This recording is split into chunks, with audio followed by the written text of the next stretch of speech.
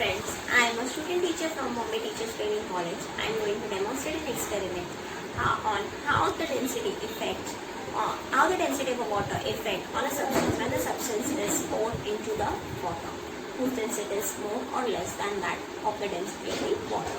First of all, what is density? Density is a mass of a substance to its volume. Now, let us begin with the experiment. We will need 2 glasses of tap water, 2 lemons and a salt. First, I put this lemon in the glass 1. What happens? The lemon is sinking. Now, I'll add some salt in this glass 2 and I'll dissolve it completely. Mix it well.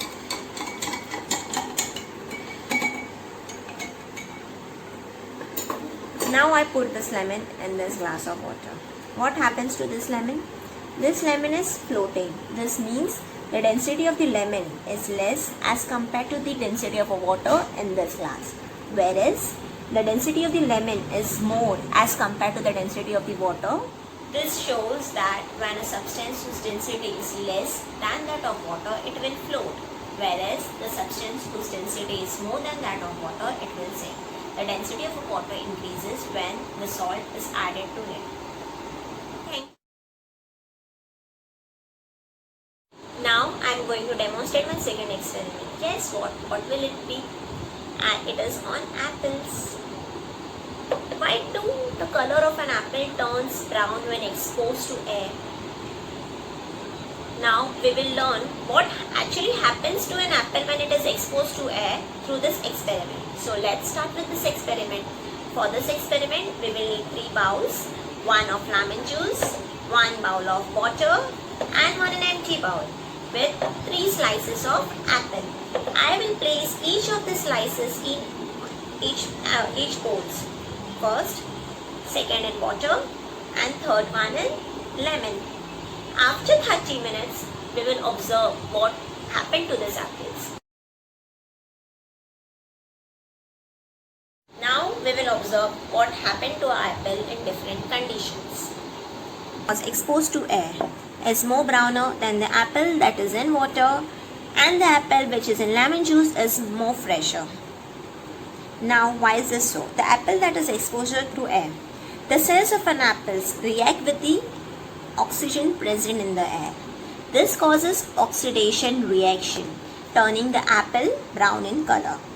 Now, the apple which is in water, the cells of that apple react with the water molecules. Water contains oxygen and the cells of the apple reacts with the oxygen present in the water. This oxygen is also used by the fish to breathe. Now the apple in the lemon juice is still fresh. Why? Because lemon juice contains the acid, ascorbic acid, which is known as vitamin C. Here, the cells of an apple reacts with vitamin C.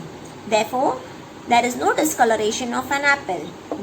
Lemon juice is used as a preservative. So now we know the main reason behind why the apple turns brown in color. Hello friends, my third demonstration is on rectilinear propagation of light. What does rectilinear propagation of light means? It means that the light travels in a straight path. It does not bend or does not follow the curved path. Now we will begin with the experiment. For this experiment we need a candle, 3 discs with the holes in the center, 6 clips. The clips should be 2 clips should be placed on each disc in such a way that it provides support to the disc.